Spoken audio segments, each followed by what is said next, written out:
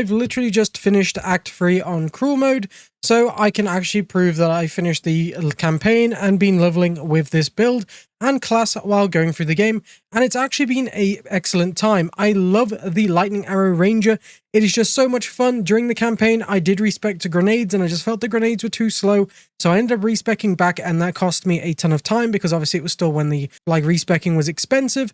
But we've now fixed that, so we're back, and we went through the campaign, and I tell you now, guys, this build is busted. I should be showing you on screen right now what it is capable of when you get towards Act 3 and you start to melt bosses.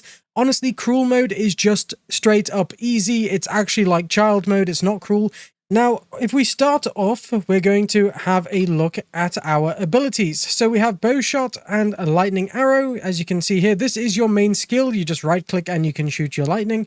I use Pierce and Martial Tempo for my support gems. As you can see, I was testing out a few different ones there. That's why it's got a third slot.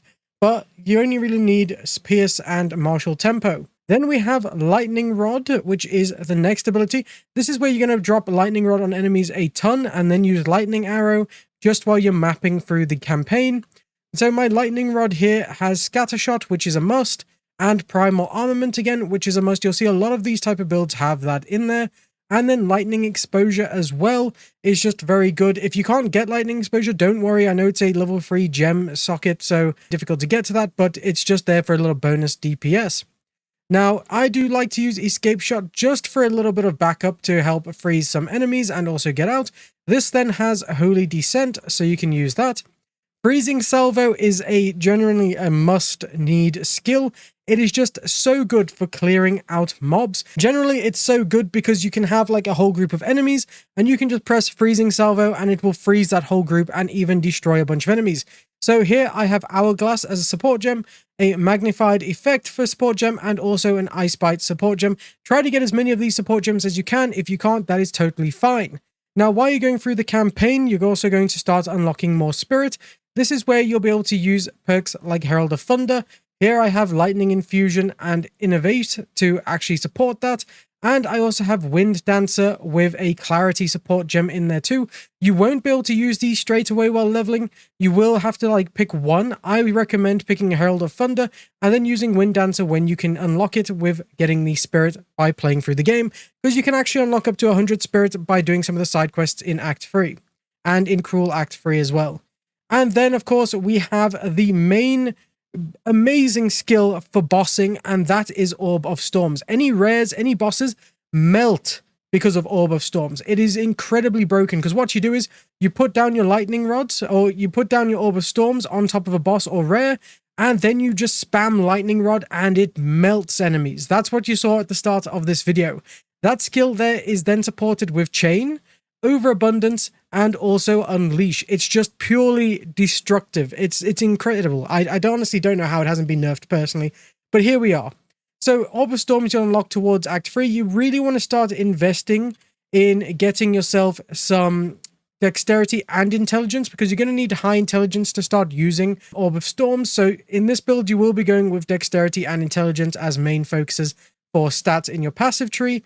If you want to go with armor, then obviously your strength, and you're going to have to lose your intelligence there. Now, when it comes to passives, this is my passive tree. We'll start with ascendancies. As you can see here, we have the Deadeye Ascendancy. And for our first 2 points, we went with Skill Speed and Gathering Winds. Then for the second ascendancy skills, we went with Projectile Speed and Point Blank, which is actually this choice up here in the top right when you get the choice between the two. So that's where to go with those. Then the rest of the tree looks like this. We go with a lot of arrow damage at the start, and then a few accuracy rating points down here too, and obviously movement speed and evasion rating and dexterity as well.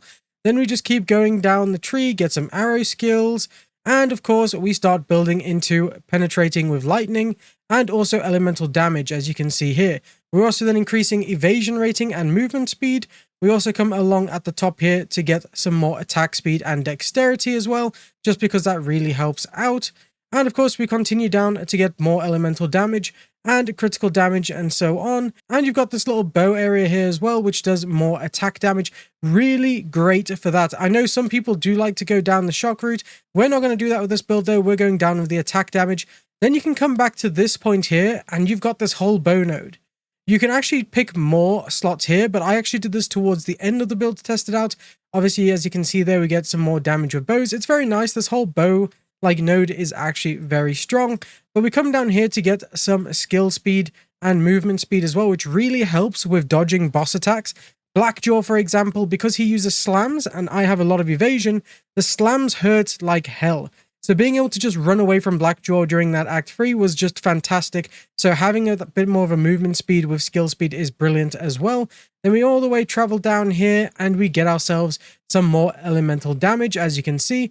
And of course, attacks damage penetrates 15% of enemy elemental resistances. So that is really strong as well. Then we just still build up our electric damage and lightning damage. It is honestly so strong.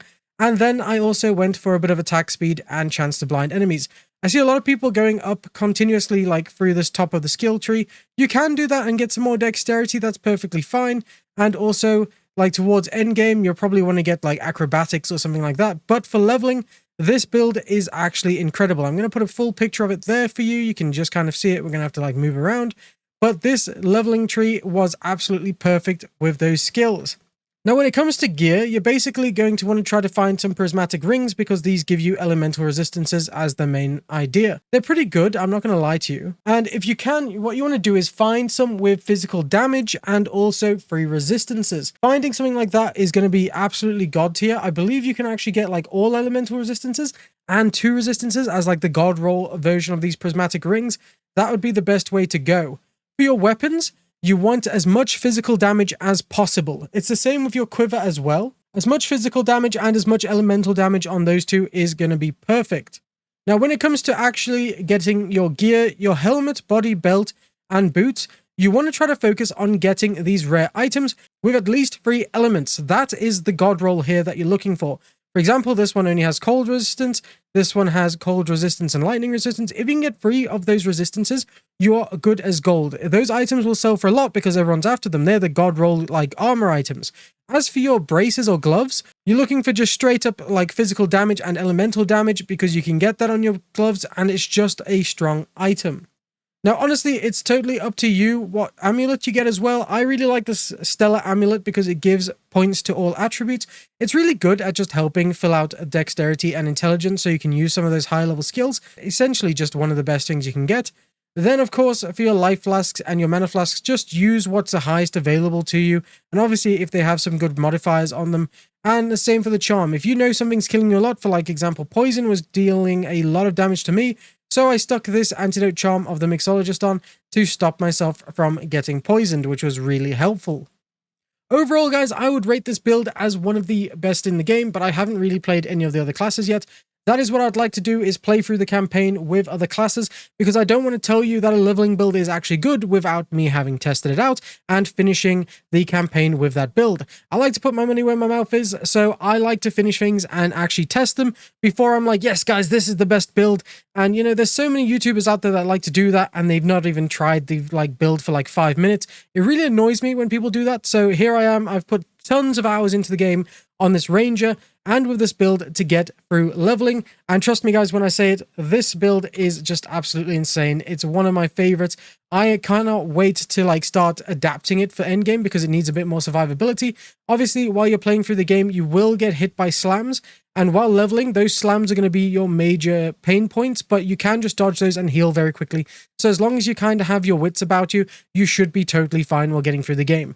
All these big bosses, when you get to Act 3 and Cruel Mode, will be melted with your Orb of Storms and your Lightning Rod ability. Honestly, it's just ridiculous. But yes, guys, I hope you have a great time. And if you're using this build, let me know in the comments below. I have to give credit to Rax and Terex and also Fubgun because their builds helped me tweak this while I was leveling. And it's just been a great time. Anyway, guys, I hope you have a brilliant day and I'll see you again in the next one.